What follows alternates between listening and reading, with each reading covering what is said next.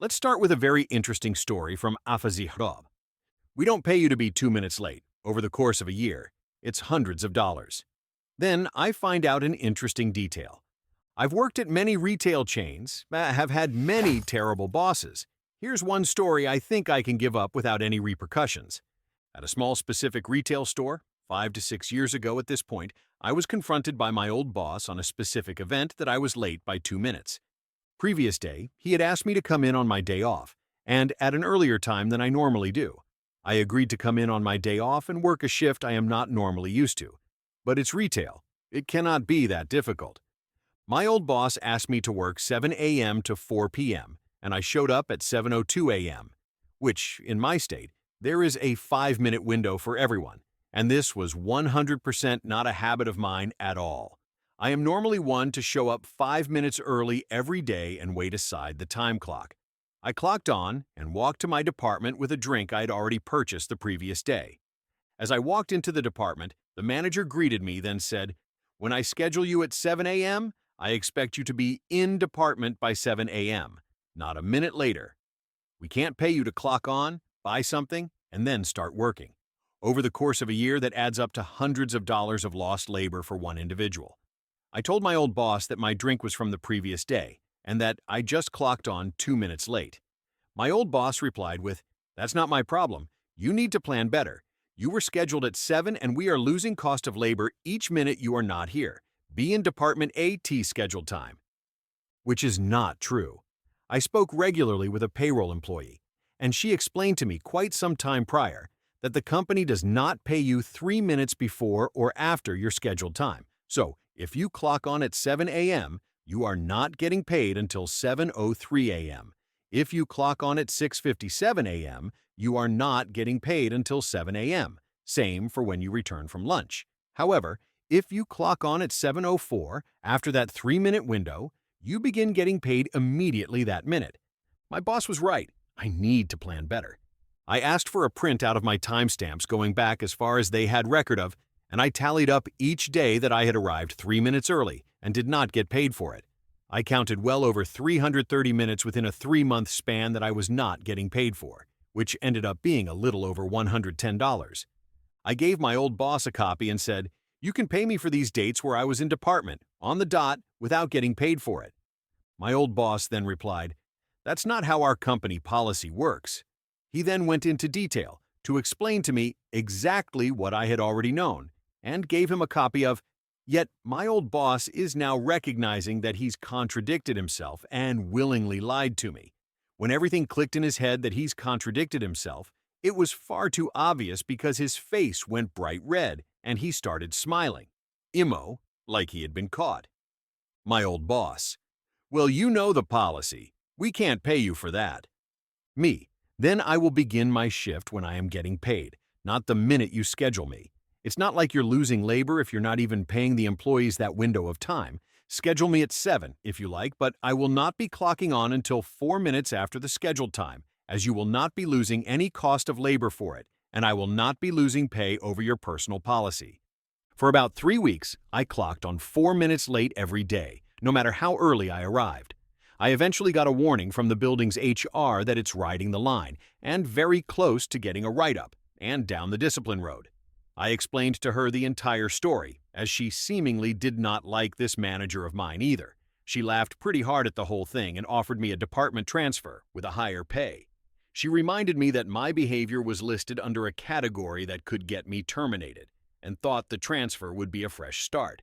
Instead, I put in my 2 weeks' notice and thanked her for the wonderful opportunity. The funniest part of all of this, years later I saw my old manager working at a new chain, in a similar position to what he was doing when I worked for him. He smiled, waved. I smiled, waved, continued on.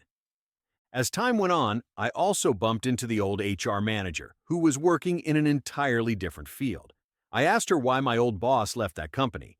She laughed and said, "He didn't leave. We fired him for time theft."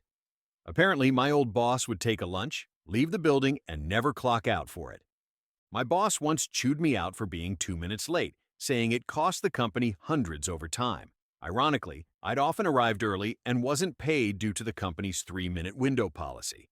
I tallied 330 plus unpaid minutes in 3 months, over $110, and showed him. He smugly said they couldn't pay me. So I started clocking in 4 minutes late daily. HR warned me but laughed when I explained. I quit soon after. Years later, I found out that same boss was fired for stealing time during lunch breaks.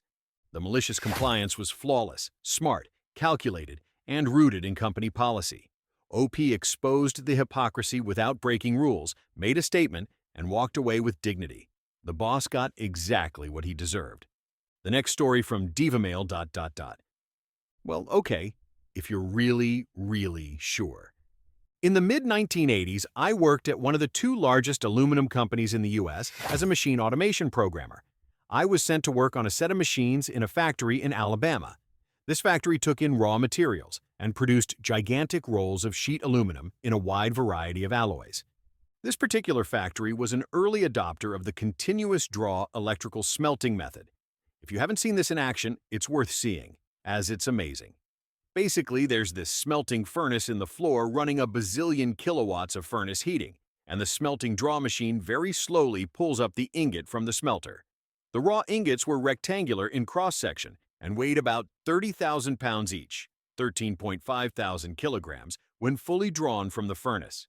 These ingots were drawn from the furnace with this gigantic claw device, and they were very, very, very slowly transported from the furnace area to the stacking area over the course of a few hours.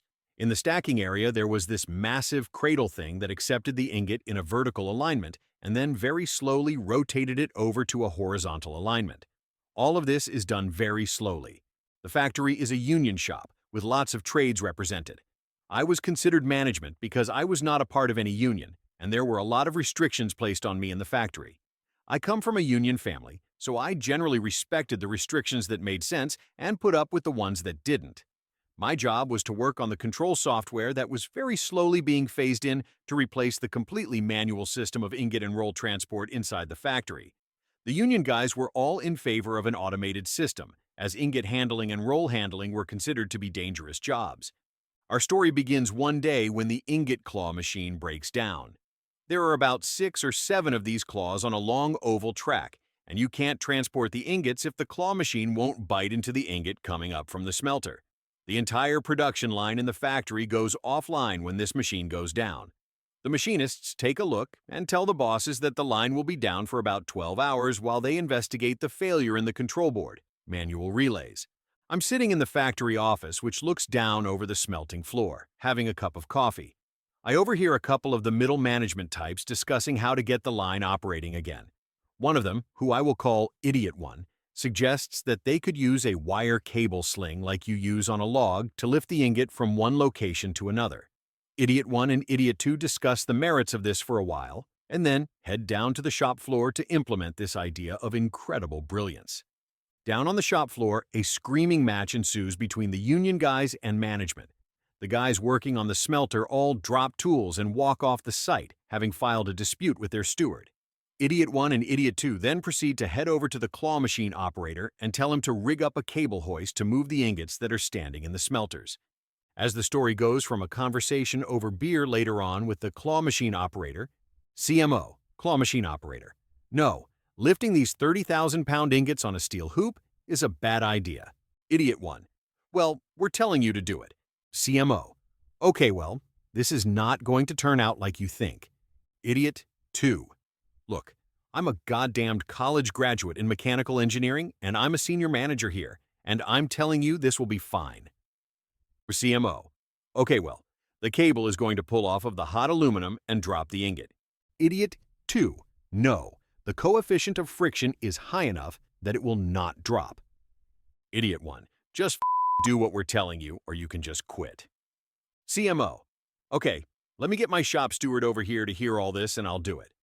Then the shop steward comes over, hears the conversation, and gives the CMO a long look. Steward, okay, let me clear the shop floor out and we'll move one ingot. The entire shop floor is cleared of personnel, and the CMO does as he's told. One of the riggers sets up a steel cable hoist, and they snag it around an ingot. They put a little tension on it and fire off the siren to indicate that there's an ingot moving. They get the ingot up in the air and slowly moving out of the smelter. The cable bites deeply into the ingot and seems to hold. Then, someone notices that the cable seems to be cutting more and more deeply into the ingot. It begins peeling a huge shaving off one side, exactly like a knife peeling a curl off of a stick of butter. Then, of course, the ingot sways dangerously, the CMO stops the machine, and the ingot falls. 30,000 pounds of hot aluminum smashes into the concrete floor and topples over.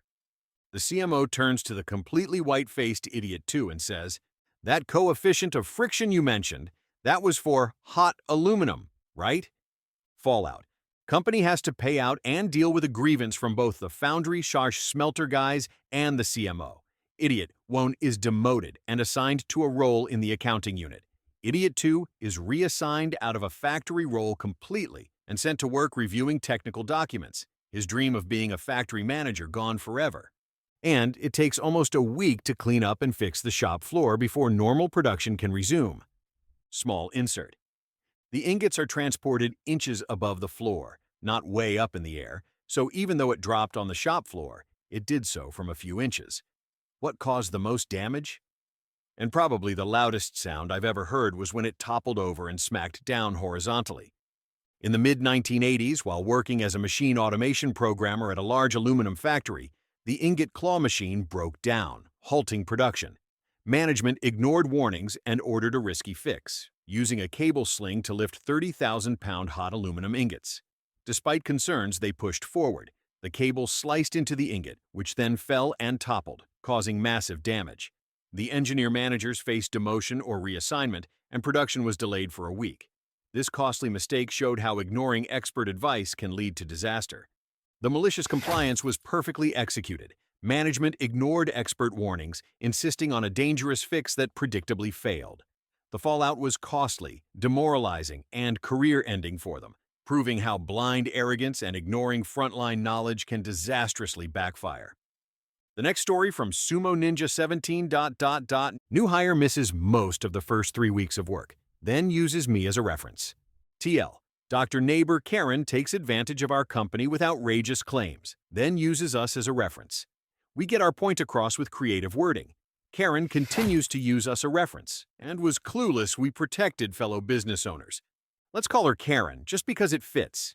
She came in and applied for a job, and when I looked at her resume and application, I realized she knew some of my old neighborhood friends and schoolmates.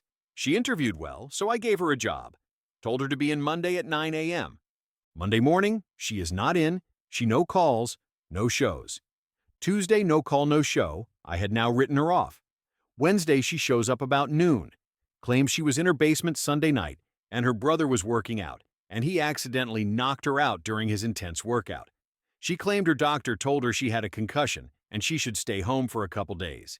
She had no doctor's note, no marks on her head, but thinking her story was so off the wall it could almost be true, I let her come to work the next day. She worked Thursday and Friday. We paid at the end of every week, and I gave her a check. Friday, I also did not deduct the days she missed. She came to me and asked about the full paycheck. I told her we were a family business and realized people had lives outside work. He tried to make sure people knew they were appreciated and tried to take care of our people. She teared up and thanked me and said we could count on her. She worked the full next week, did okay. She seemed to fit in, The third week, she showed up Monday, but Tuesday was another no-show, no-call. We did not hear from her for over 2 weeks. When she finally showed up, her story was the stuff of legends. She claimed her husband had forged divorce papers a couple years previous. Thinking she was divorced, she moved back into her parents' house. She claimed her ex-husband was at her parents' house when she got home the last night she worked. He told her he made up the divorce and the paperwork was phony, so they were still married and he wanted to get back together. She claims she refused and he kidnapped her. She said it took her until a couple days ago to get away from him. She wanted to come into work the next day. She did not call the police and he wasn't arrested. There was nothing in the papers or on the news about any of this. She was not hurt, thank God. She asked if I believed her. I did not, but told her that I really needed someone I could count on coming in reliably every day. I gave her a paycheck for 1 week, she had worked 1 day, and told her I wished her good luck. I had already replaced her, and her replacement was one of the best employees we ever had. Here's the malicious compliance. The next month, I come into a phone message that someone from XXX company called for a reference for Karen. As my secretary is handing me the message, she's laughing at the look on my face. I asked if she was kidding. She said she was not. She said she got a call from a man saying he was the owner of a company in the area, and he asked about Karen. Then my secretary asked if she could listen in on the call. She was a pistol. She then goes and gets my partner and tells him I am going to call and give Karen a reference. Now he is in my office, laughing too. I call the guy and we make some small talk.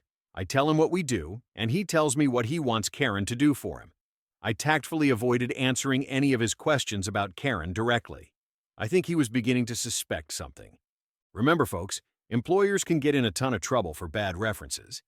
He finally asked my opinion of Karen, and what I said was, if you can get Karen to work for you, you will be very lucky.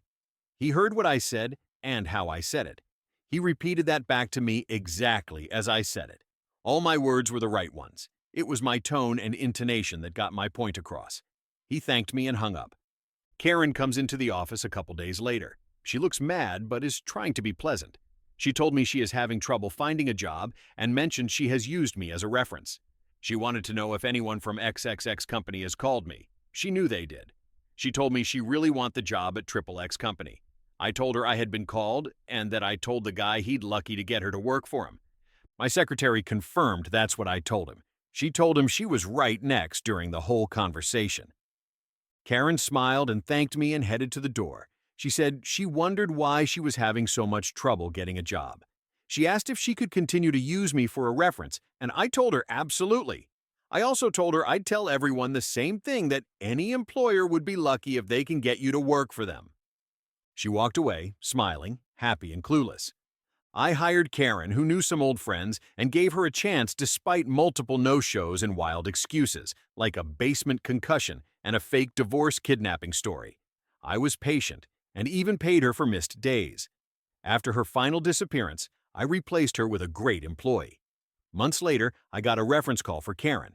I carefully gave a "you'll be lucky" recommendation with a tone that said it all. Karen was clueless why she struggled to find work but kept using me as a reference anyway. The malicious compliance was masterfully subtle, giving a technically positive reference while letting tone convey the truth. It perfectly balanced professionalism and passive honesty, protecting the business while ensuring Karen's reputation suffered just enough to reflect her unreliability without outright lying.